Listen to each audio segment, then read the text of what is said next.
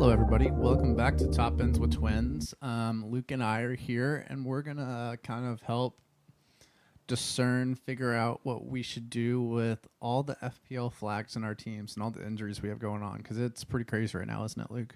The flags are flying high, let me tell you, and there's plenty of them up. So every FPL manager out there, we are more than well aware that it is a really difficult time in FPL right now, to where just a lot of teams, and I think, Paul can talk about his situation here in a little bit, but a lot of teams are in situations where if they don't do massive surgery to their team, they'd be having 6 or 7 players starting. And the reason why this really is hitting at the wrong time is because you have Salah, Son, some people have Hwang Hee-chan as well. Kudos. All of these players are gone, right? So if you have those in your team, now with the injuries for Trent, Holland's possibly not going to be there. Bowen's not going to be there. Elise. All these highly owned assets. Jesus are everybody, or AKA everybody right? in my team. So it is really, really a tough time right now for players. Yeah, and like I think another kind of difficult aspect for it is people that, like, obviously if you play FPL, you just like the Premier League in general, is that there's just not many games right now. Like, it's kind of spaced out. The game weeks are weird all through January, so it's kind of like we don't have the consistent games on Saturday, games on Sunday, maybe one on Monday. It's so spaced out. Everybody's hurt. There's FA Cup fixtures. There's other Cup. Domestic Cup fixtures. And it's just a really crazy time, which I guess it's balanced. We had so many games going on during the festive period that kind of, I guess it had to slow down at a certain point. It's just kind of crazy that from in December we had, I believe, 7 game weeks in total. And then in January there's 2, which really sucks. But kind of another point of frustration as well from an FPL perspective is that our players are still playing fixtures, right? Mm-hmm. Especially with the FA Cup. There's a load of teams still playing in there. And, victim number 1 of that, Jared Bowen. He gets clattered into at the very end of the match. So needless, let me tell you. Yeah, and that's, they will have to do a replay of that, though. But I really do think that whenever we're looking at our teams, we try to plan ahead. We try to be proactive. A lot of people have these really incredible, spot-on 6 to 8 week plans, right? And then 2 injuries happen, and those plans are just shot. So it really is demonstrating the plan of 2 really big points, in my opinion, right? 1, do not make early transfers. Yep. That can really come back to bite you in the ass, right? Second, try not to plan too far ahead, because I think to an extent we can do that as well. It's good to have a plan and have an idea of what you want to do, but lock in. If you're getting to the point of where you're locking in your team completely and saying this is what it's going to be 8 weeks from now, you're playing with fire, in my opinion. Yeah, and I think another big aspect of this is that, so last podcast we kind of reviewed like a lot of the stuff we've learned about FPL through the last year and like kind of growing into the game and all this stuff. And one of my favorite parts, I think, that both of us did really with like going into probably like 18, 19 before the festive fixtures, like this whole season, is that both of us have been really good about being very cautious with transfers and trying to go into a week with 2 transfers every week, and not taking points hits.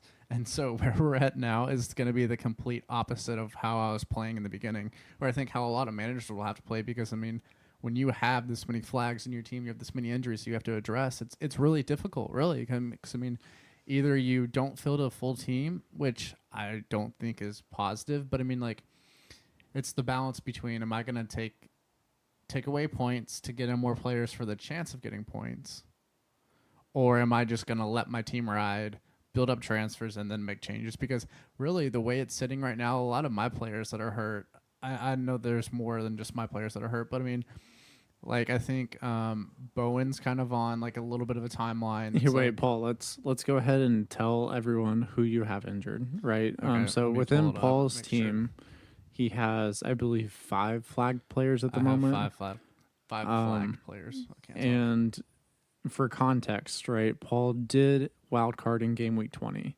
Mm-hmm. And this just demonstrates how unlucky you can be at times because the players you wildcarded in were not injured at game week 20.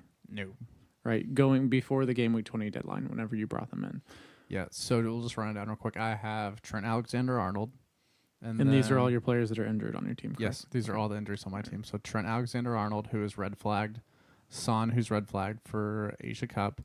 Elise, who is he's going to be out for a while. I actually have this in my notes. Let me see. I wrote down what.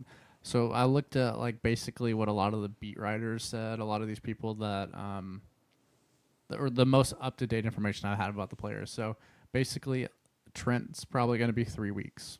Is what I've seen. 3 weeks, but 3 to 4 weeks. With depending. that being stated, he could be back for 22 against Chelsea. Yeah, I was going to get to that point. Yeah. And so we have Elise who's going to be out for 4 weeks, and then Bowen probably 2 weeks, which I have a pin in the Bowen thing, which I think you'll find this interesting. And then I also have Gabriel Jesus, who is honestly, it seems like it's pretty short term. It's just kind of like the knee flare up that he had, that he was out for a while, but it just seems like it's minimal. Keeps flaring up over and over. It keeps flaring up. So I also have a pen in that one too. And then there's Son too, who's out, who we talked about, who possibly, depending on how South Korea does at the Asia Cup, he could be back January 25th if they go out in the group stage, or that would be the last game they would play on January 25th. But I think we do need to address, right, and we'll go back to your pins here in a second on those 2 players, that bringing Son into your wild card, that was a risk that you took. So was right? Jesus. Both of them were a risk. Both of them were a risk. And it puts you in a tough spot now, right? It does. But let's go back. What were the 2 pins that you had in? What was it? Okay, Bowen and Elise? Yeah, one quick little thing about Son, just so everybody knows.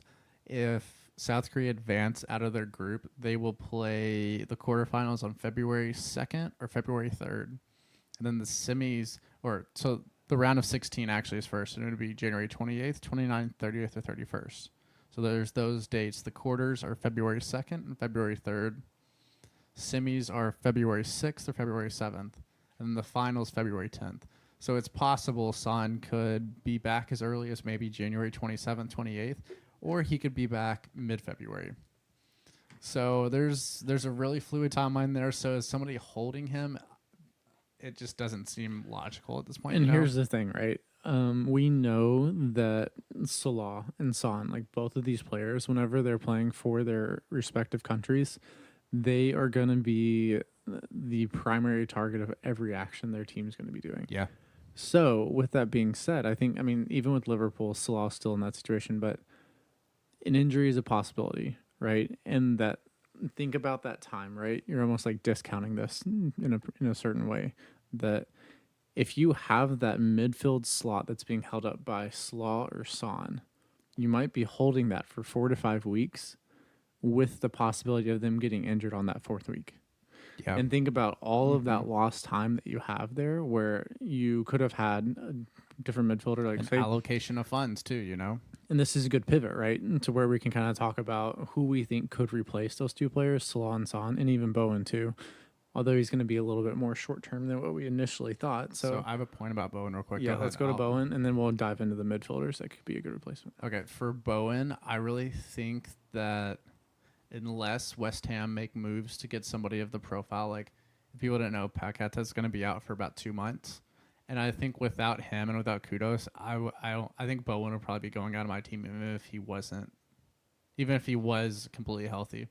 Because I just don't think they're going to have that attacking creativity to really push teams at this point, Danny Ings is not a bad player, but he's not to the level to where that you could rely on him to be converting chances or to even be creating chances for Bowen, right? Yeah, and also it seems like Ben Rama's probably going to be out in the January window because he's been wanting to go for a while. So sounds like he might go to Brentford, or I know there were some other clubs interested. Brentford wouldn't be a bad fit for him.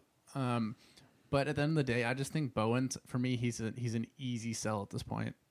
Like he really is. Maybe when Kudos gets back after AFCON, where it could possibly work out. But in that situation, you can even go to Kudos, and you would save a lot. on the Yeah. back end Yeah. as far as your funds go. So let's pivot into midfield replacements, right? In my opinion, I think there are probably like 5 to 7 that could be really good replacements that would be good enablers for managers to bring in, especially with a mindset towards Holland coming back in 22. Yes. With this team setup, you wouldn't have Holland in your team yet, right? Because you're looking for the funds, you want to get to him. This is how a good way to do that is some options that I think, and Paul, feel free to chime in whenever. I will. I think Foden is probably top of the list at the moment with the form he's in, how well he's been playing. You never know when a Pep benching is right up the road, but for now, I think we feel okay until we see something different. I also think Pascal Gross is a really good option. I like Gross a lot. He's highly involved in the way that Brighton are attacking. His underlying numbers look really good, and he passes the eye test too. He's on set pieces as well. Estupiñán being back really kind of frees him up and frees up the rest of the way that Brighton can set up, right? Because they have 2 alternative right backs that can play now, where Gross doesn't have to drop into that role like he has in the past. So I expect him to stay in the midfield. At least for the time being, bar any injuries occurring. What do you have any thoughts on Gross that you want to chime in there? I like Brighton a lot right now, and the crazy thing about it is that if you look at what we expected this team to be at the beginning of the season to what it is now with the injuries, all the things they've had. I mean, Matoma's out injured now, so I mean it's like looking like I never thought Gross would be like somebody that I'd really go after in FPL. But he seems to be a great option for them because you're right. I mean, he is a bonus points magnet. Yeah, like the way that I look at the way Gross, he plays, like really. And going back to my wild card in 20, one of the main things I did with my midfielders is I was looking for midfielders that I could, in the situation they got a return, like an assist or a goal, I wanted them to be almost locked on 3 bonus. And if you look at Pascal Gross, Douglas Luiz, Foden's not quite in that, but Odegaard as well. Yeah. All 3 of those midfielders, they are the epitome of, they facilitate the ball, they circle it around a lot, they're getting a lot of touches, the ball's at their feet a lot, and that really puts them in a good position to get bonus if they do end up. And also with their chance creation too. All 3 of those are really good with that. Yeah. So some other options. Do you have any other cheap enablers that you think, Paul? I don't know, man. There's, for my team, the way I've looked at things is like I have to make the funds to get Holland back in 22, most likely, is the way I'm playing it. So I think Gross has been my main option so far.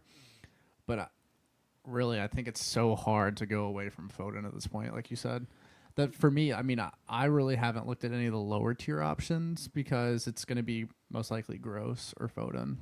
And another way to look at this, right? If you want those really cheap budget picks, I think Pedro Neto is a great option. Yeah, Neto's good too. That's a good shout. With him being back, I think he'll just slot right into Huang Ki-chan's position and really kind of hopefully carry their attack. And that's, he has 8 assists currently, tied for the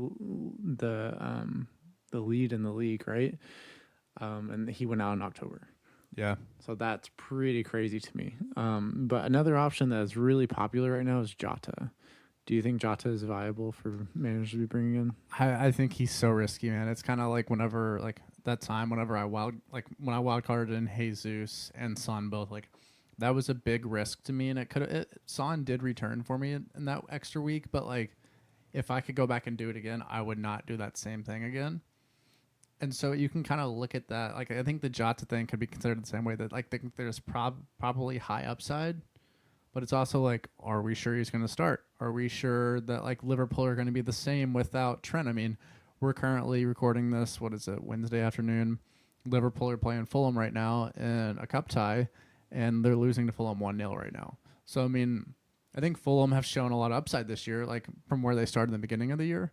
But, I mean, I think there's just a lot of questions around this Liverpool team right now, And let's be honest, it would be very fitting if by the time you're listening to this that Jota's picked up an injury. Yeah. But this kind of, honestly, there's a couple other one other midfielder I really want to bring up, which is Richarlison. Yeah. He's been a man in really good form as of late. He's looked good. He was a little wasteful in their last match against... I can't remember who Tottenham played. It feels like it was so long ago that they played. I can't remember at the moment. Was it Brighton?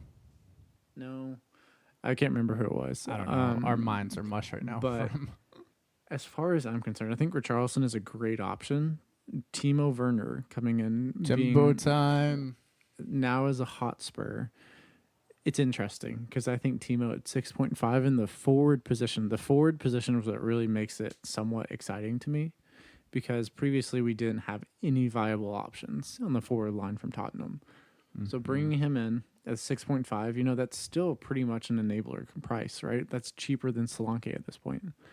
And if Timo comes in, he's a bit more clinical than he was in his past time in the Premier League. It could go really well.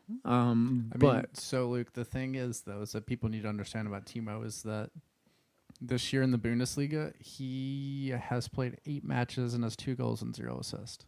Right. He hasn't played, really. He has not played much. How it's gone for him. And even last year, if you look at his 2022, 2023 stats, he had 9 goals and 3 assists in 27 matches. Yeah. So he was playing last season. This season, not as much, right? I do think if he's going to have a revitalization of his career, though, Postecoglou is a great man to do it. I mean, dude, I think he's going in the right situation. I think you're exactly right. Like, he's going to be in the right system where, honestly, if he runs and he just uses his pace, he's like, I think. Do you see him playing as a forward, or do you see him playing as a winger? I think at this time right now, he'll probably play as a winger. Like, until Son gets back, I think he'll probably be on one of the wings. I think you'll see Richarlison up top, probably Brennan Johnson on the left, Kulusevski through the middle, and then also Timo on the right is probably what we're going to see. I've seen some stuff about Brian Hill going out on loan as well, so I think he's not going to stick around. Lo Celso was injured too, so that almost locks Kulusevski into that number 10 role, and really, like, that kind of adds a lot of value to him. It does. If we know he's playing in the middle, he's played well there so far up to this point, whenever Postecoglou has put him there. So I don't know. There's lots of... Go ahead. Sorry to cut you off, but I think the big question with Spurs, though, is, like, for Kulusevski in that 10 role, is he going to have people in front of him that can finish? Like, that's going to... like, if you have a team playing Richarlison and Timo Werner at the same time, they could score 7 goals in a match. Like, they really could. Like, they're going to have chances. They're going to be, like, they're going to create stuff. But it's like, are they going to be in the best day, in the best form? I don't know. That's why I feel good about Richarlison, because he is in good form right now. And at the same time, though, you could give me a vast quantity of excellent underlying numbers in XG for Richarlison and Timo as well. And I could be like, well, I have to see it to believe it. Right? Yeah.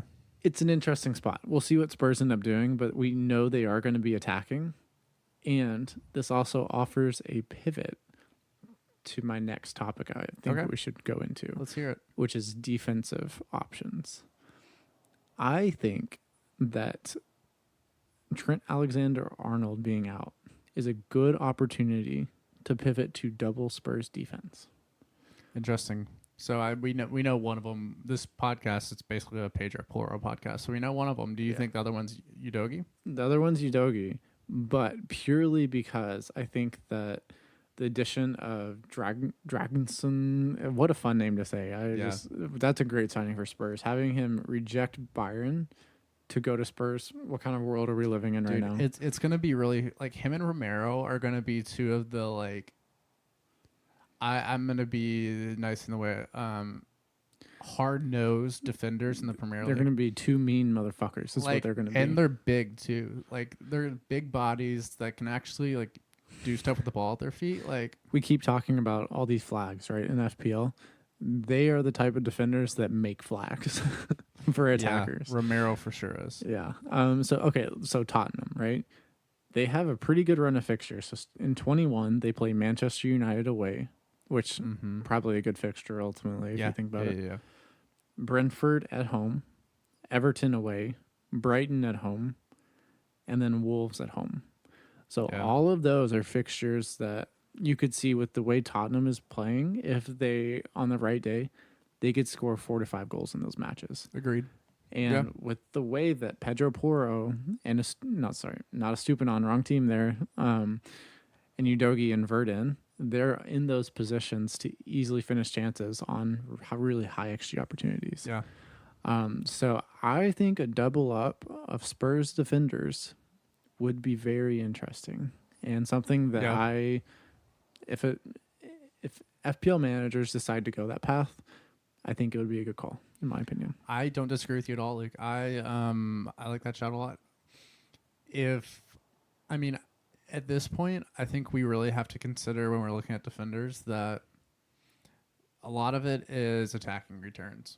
Without a doubt. Like really, I mean, it's so hard to predict clean sheets. Like last year, I feel like we could have gone like you could have gone the Newcastle route for certain points of the season, where you just knew they were going to keep a clean sheet. Like they were a fortress, and now like I think City seems like the best option probably for like clean sheets, but it's also like you don't know who they're going to start week in, week out. Yeah. I mean, you just don't. I mean, it's kind of like we talk about this a lot, but like whenever Pep finds his 11 later in the season, maybe that's a time to go to a City defender. But like at this point, I don't trust Arsenal's defense.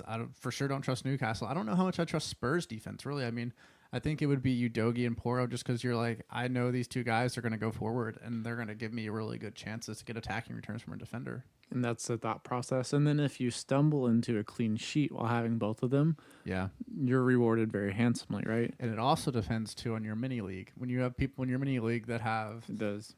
double Arsenal, like somebody in our league does, it's like... No names. Yeah, we won't say anything. But I don't know. For me... And Estupian seems like we talked about him earlier in the pod. He seems like he's already scored 2 absolute bangers. Since Did he's been back. did you see the shrine that I built to Stupian in our backyard? Because that man is incredible, and if he's fully fit, if he's playing more than 60 minutes a week, he's gonna be skyrocketing back up in ownership. And Brighton just feel like they'd feel so much better with him. It's him, but it's also just. I think they've figured out how to get back to their system because I felt like they lost their way for a little while there, right? Yeah. And a big part of it is a lot of teams were not allowing them to control the midfield the way that they did previously. Yeah. They're just overloading the midfield and making them go to the outside. And with Dringa and Matoma, they're good, but when Matoma doesn't have a Stupinan, it's very there's just a lot of variables at play there. But Stupinan, what a player. I mean, I really think... Dude, he's insane. If you're making a transfer this week for a defender and you don't have a Stupinan, you better be getting a Stupinan in your team. Yeah, that's... Who were we talking about? We were just chatting the other day, I think, like in our kitchen, about where we thought Estupinan should go. Was it... Oh, no. On the last pod, I said that, but I think he should go to City. Oh, yeah, okay. For some reason, I thought that was just a conversation we were having. No, I think he'd do really well there. Yeah, that was a great job. Yeah. But yeah, for other defenders, I just think it's hard to predict, really. I mean, I think Villa defenders aren't a terrible option, especially... Well, unless you have Moreno. Then you see Digne tweeting out pictures of him in training. Yeah. That's always fun. Yeah, so whenever that settles down, Digne... Okay, here's a question for you, right, Paul? Yeah. Brighton got their first clean sheet in game week 20. Will it be game week 40 by the time they get the next one? Well... the math would say so, but if the maths with a Stupian back, they'll probably be able to. They'll get more clean sheets in the second half of the year than they had in the first. I would say the over under was like maybe like 4.5 for clean sheets the rest of the way out. Okay, I think that's a little. I would definitely take the under on that. Yeah. But my 2 other teams that I think would be interesting to bring in defenders for is Fulham. Because they have a good run of fixtures over the next 5. Jedi question mark? Jedi exclamation point. Second team, don't shoot the messenger here. I think Manchester United defenders are really interesting. Especially Dalot scored. I don't know what Shaw's current standing is. I'm not 100% sure what his fitness is at the moment. But I think Dalot would be really interesting. Look, I actually do. I'm kind of opening up myself again to the idea of Manchester United FPL assets. As in attackers or defenders? Somewhat. I think they're kind of coming around a little bit. Okay, but at this point, I mean, we have this is someone who could have gone in the midfield discussion. Garnacho could be a really nice midfield. I've thought about bringing. I just completely blanked on him. He should for sure be in the conversation. I think of midfield. He's had really good underlying numbers. He's at like 4.9. He's really 4.8. I think he's so 4.7. Yeah, he's in so that cheap. ballpark. So he's very, very cheap. Actually, I think he just had a price rise. So I think you're right, 4.8. Yeah. He's incredibly cheap. He's very progressive, loves to carry the ball. He's in very attacking positions as well. I would take Garnacho or Bruno are the two attackers I would look at there. Rashford, you can't rely on. Hoyland, just not quite there yet. Rashford is ticking along a little better, I think, now than he was. Like there was probably like a good 15-week run where he had nothing, and I think he got an assist in the FA Cup match. It was to Garnacho. Yeah. As far as that goes, though, I think I need to see more with Rashford before I go there. I think it's just kind of something where we keep an eye on them, at this point. Yeah, and all of these decisions we're making, we have to be mindful that Salah and Son will be back, as we've talked about. If you're bringing in someone like Rashford, it either has to be that he's an enabler that allows you to get back to. He's really just a placeholder, right? He's holding those funds for you to get back to Son or Salah. I don't love that idea, though. I think there's going to Garnacho and save the funds and just go to someone is going to be starting, knows going to be playing well. Mm-hmm. I think that's an interesting option. But Dalot is also interesting for a defensive perspective because he's very attacking as well. He is very attacking, like we were just talking about. But I think the United, like we were talking about, there's a lot of risk associated with going to United and even their defenders. So play it at your own risk. Play your own game. Here's my thing. It's a possibility. I think Trippier is going to have a renaissance sometime in the next couple of weeks. I mean, he already had one renaissance this year, so another one? I think there's another one coming. I think Newcastle need to get their feet back underneath them, and even against Sunderland, they looked a lot better. Eddie Howe was making comments about how he felt like they had some of that momentum coming again, where they're building a little bit, playing better. It also is against a championship level team too. So right, but they have their legs. Just saying they have their legs back under them. Yeah, and they clearly were kind of just barely keeping their heads above water, if you even want to call it that. It's been rough for Newcastle. It's been really rough. It has been, but we'll see who they bring in the January window. I think Calvin Phillips could be going there. Maybe not. I haven't heard too much about it since the window opened, but I would like that fit. I think he'd be an excellent option for them in the midfield. I agree. I think he fits the mentality of that team. He fits kind of what they want to do. He's going to be, honestly, he would add so much in front of that defense. Like he's a defensive anchor, really. Like the way he plays, and he has the ability to play out of stuff. He has the ability to go forward a little bit. Like he'd be a good fit while they kind of get pieces back together, add some stability, and then kind of, I guess, usher them through the rest of the year till they get Tonali back next year. Yeah, and he can even be a good complementary piece after he comes back as well. Yeah, and if you played a double pivot with him and Tonali, with Tonali going a little more forward than him, I think that would actually be really good. Here's a little kind of similar question that goes within the vein that we're talking about. There have been rumors that Newcastle have inquired about bringing Solanke in the January window. How would you feel about Solanke playing at Newcastle? I would love it. Yeah. I think it's really good, but it's also, I mean, where, you'd have to play Isak as a winger, because I don't think you want Isak on the bench all the time. I think you could almost go with you could play nines. Two, but I mean, they've also had Wilson and Isak for the longest time, and Eddie Howe does not different profiles, right? I think they are different. I think in that situation, with what they currently have, you kind of have to change the system a little bit. Yeah. Right? You could do kind of similar to what City does, where they have Trippier is with City. Walker is playing a right back, but he's really playing a right winger. Yeah. I think you could easily do that with Newcastle as well, right? It's possible. And now that they have their center backs back and healthy and getting back to full fitness, you feel a lot better defensively pushing Trippier higher up the pitch. Yeah, no, that is a good point.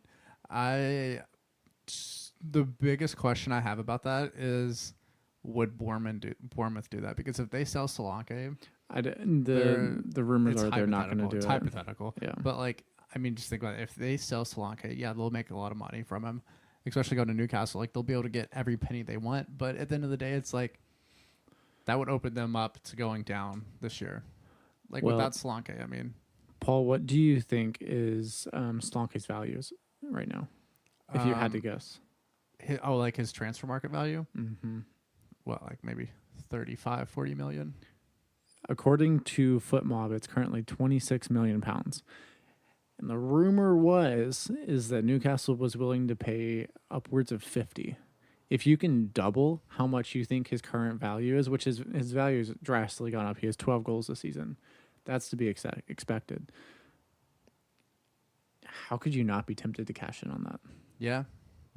No, I get that. Like, I mean, it only, I mean, at the end of the day, I mean, these clubs, they're a business. Like, I mean, to make that much money for a team like Bournemouth, I mean, if they think they could survive this year and then redistribute those funds, then that would be a great move for them, like long term for Premier League stability. But at the end of the day, if you go down, like it is what Still it is. Still getting those parachute payments though, from our owner's perspective. Yeah. Right. So something to think about. I think that would be a lot of fun for FPL though. But it would complicate things. I don't even know if I would go there though with Solanke. Like if he's at Newcastle, like, and they still have Wilson and Isak, like. To me, it feels like they could all three rotate in different positions. Like, I think at that point, Wilson's. I don't think he's going to play, in my opinion. I mean, yeah, but I mean, think about it. I mean, Eddie Howe's shown that he loves playing Callum Wilson. Dude, he picks up a knock walking out of the shower. I understand. I mean, I get it, but I mean, my whole point here is that like, there's just too many question marks around Solanke there. Yeah, I get it. You know, at this point in time in FPL, there's a lot of questions, right? Yeah. I think a lot of people are kind of struggling with what to do with their teams, how to manage what they really need to get done for their teams, what players need to come in and replace the flag players. And it's difficult, right? It is difficult. It's really difficult. Also, since it is so difficult, everybody, feel free to send us your teams, get advice whenever you want, because we're very active on Twitter, somewhat on Instagram, on TikTok too. Like, I mean, just send us any medium you want. Like, I mean, we're happy to help with suggestions, happy to help with different ideas, and yeah, whatever. Just let us know. Honestly, we're here. And I will say, so as a kind of like final note to kind of put a ribbon on this podcast, from my perspective, I think if you are debating wildcarding going into game week 21, it's good to have that far off plan and have an idea of when you want to get Salah back in, Son, all these options. But at the same time, if you can manage to wait to use the wild card, I would maybe think about doing that, in my opinion. Situation dependent, obviously. If you have 6 or 7 or 8 flags, use that wild card. Get your team in order and make sure you're kind of planning for those longer off game weeks is what I should say there. But obviously with some flexibility because things change really quickly. Yeah, as we've seen, things do change very quickly. It's a really weird time to be an FPL manager with like everything we've talked about in this podcast. So like I said, we're always here to talk about stuff. We're here to discuss different ideas, and I think it's one of those things where, but this is the fun part of it though, you know? Like, what would be the fun of FPL if we knew exactly what was going to happen every week? If we knew that every player is going to be healthy every week, that's not reality. So I mean that's where we have to get more creative as FPL managers, and we have to figure stuff out. So it kind of sucked, but also I'm excited for it at the same time. And as FPL managers, we have to embrace the chaos, right? Yeah. Because we don't have a choice. It's just what it is. Yeah, and at this point, necessary. I think we're at peak chaos at this point in time right now in the season. Just wait till the blinks come in, though. With how much I'm saying at this point, right? We could still for the season be rising. No, peak to at this point. Peak up to this point in the season. Okay. Yeah. I don't think we've seen all the chaos that we're going to see in the season. There's no way, right? The Premier League's just too cagey. It's too much of a crazy league for that to happen, right? So, you know, like Paul said, feel free to reach out to us. We're more than happy to help you all out if you need any help with your teams. And as always, thanks for listening, guys. We really appreciate you joining us, and we'll be back with you all soon. We'll see you next time, guys. Have a good one.